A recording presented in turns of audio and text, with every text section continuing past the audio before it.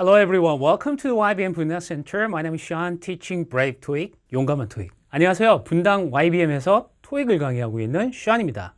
오늘은 저와 함께 Part 5를 공부를 하겠는데 단순한 강의가 아닌 최근에 나오고 있는 Part 5의 함정 문제를 중심으로 공부를 할 텐데요.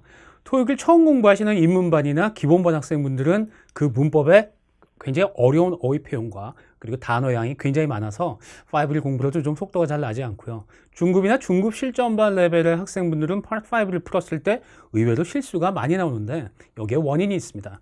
지금 ETS가 Part 5 문제를 낼 때 요소에 굉장히 많은 함정을 파고 있는데요. 그것이 처음부터 시작을 하거든요. 저와 문제를 하나씩 짚어보면서 어떤 함정이 있고 또 우리는 거기에 대한 어떤 대비책을 마련해야 될지 같이 연구해 보도록 하겠습니다. 먼저 첫 번째 문제입니다.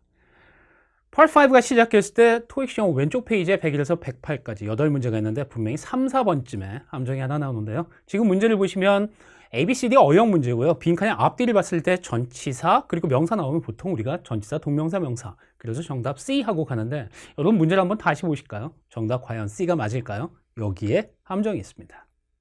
정답은 A죠. 이게 어떻게 된 일일까요? 자, 명사를 수식하는 것은 동명사만 있는 것이 아니라 소유격이나 형용사 그리고 관사가 나올 수도 있고 여러 가지 다양한 게 나올 수 있죠. 문법적으로는 C도 되는데 해석적으로 안 된다는 얘기입니다. 앞에서 봤을 때 Just Letter Travel 웹사이트를 갖다가 참조하시는데 뭐에 대해서 그 설명을 구성하기 위해서 우리가 설명을 구성할 필요는 없거든요. 그러니까 완벽하게 나와져 있는 설명이다. 그걸 보시려면은 웹사이트에 가세요라는 얘기이기 때문에 단순히 어형이라 하더라도 brainwashed 말 그대로 세뇌되어 있는 대로 전치사, 동명사, 명사로 가시면 안 된다는 것. 다시 말씀드려서 101번부터 8번까지 왼쪽 페이지에서도 너무 쉽게 풀린다 하더라도 이렇게 다양한 complete 같은 경우에 동사, 형용사 다 되죠. 이런 단어들이 문제로 나왔을 때는 조심해서 보셔야 된다. 여러 가지 경우의 수를 대입해야 된다는 것이 첫 번째 공식입니다. 다음 문제를 보시면 14번 오른쪽 페이지로 넘어왔는데요. 역시 ABCD가 어용 문제입니다. 빈칸을 봤더니 지금 to가 떴는데 to 부정사가 될 수도 있고 전치사가 될 수도 있죠. 지금 봤을 때 자, 문제를 한번 보시면 to visit 이렇게 간다면 말 그대로 to 부정사로 가서 A로 갔을 거고요. visiting 뭐 있지 않을까? visit가 명사가 될 수도 있고 동사가 될 수도 있고요. 그리고 visit을 visitor 수도 있는데 정답은 뭘까요? 문장을 편하게 보시면 그대로 읽으시면 되겠죠. 자, refreshment를 다과를 준비를 해갖고 드려야 되는데 누구에게? 말 그대로 기다리고 있는 사람들에게. C는 안 되죠. 왜요? 관사가 없어요. 정답은 D번, visitors들에게 이렇게 되어 있습니다. 정답이 D인 것 같은데 나머지에게 괜히 신경을 쓴다는 것이 말 그대로 우리가 예전에 수능 스타일 뭔가 있지 않을까 이거에 시간을 많이 보내면 안 됩니다.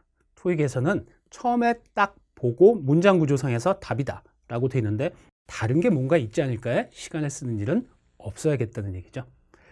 자, 다음 문제를 보시면 17번 이때쯤 돼도 지금 역시 똑같이 어용 문제로 나와주고 있는데 이 문제 정답 뭔 것 같으세요? 빨리 볼까요? 좀 빨리 보시면 지금 easy 있기 때문에 답은 A다. 이렇게 가는 분들이 굉장히 많습니다. 과연 A가 맞을까요? 정답은 의외로 부사입니다. 자, 이게 어떻게 된 일일까요?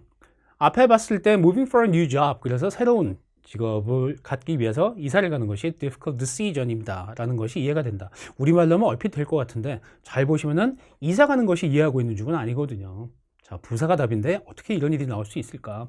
일단 A번 같은 경우에서는 방금 설명드린 대로 약간의 해석이 필요합니다. 일단 C나 D로 가는 분은 거의 없고요. 자, C번 같은 경우 understood 해서 뭐 수동태다라고 얘기도 그렇고 비동사 다음에 못 나오니까요.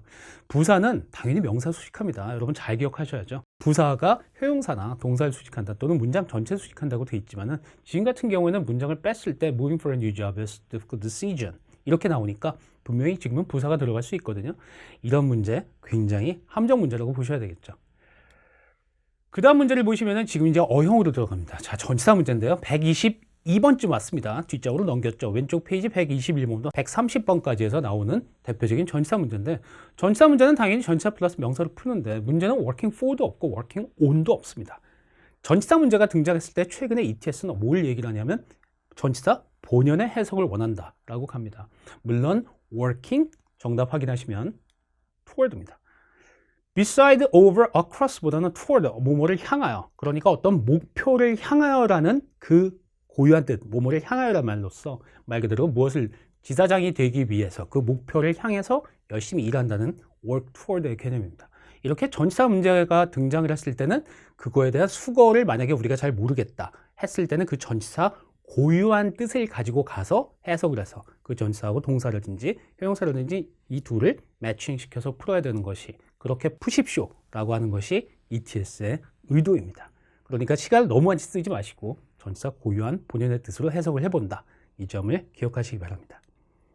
다음 문제를 보시면 동사 문제로 되어 있는데, 자, 아시다시피 130번 거의 다 왔는데요. 27번쯤 또는 128번, 29번, 30번까지 어려운 문제들이 등장을 합니다.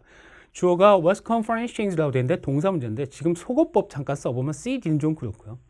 high customer retention rate 해서 굉장히 높은 고객 보유를 어떻게 한다.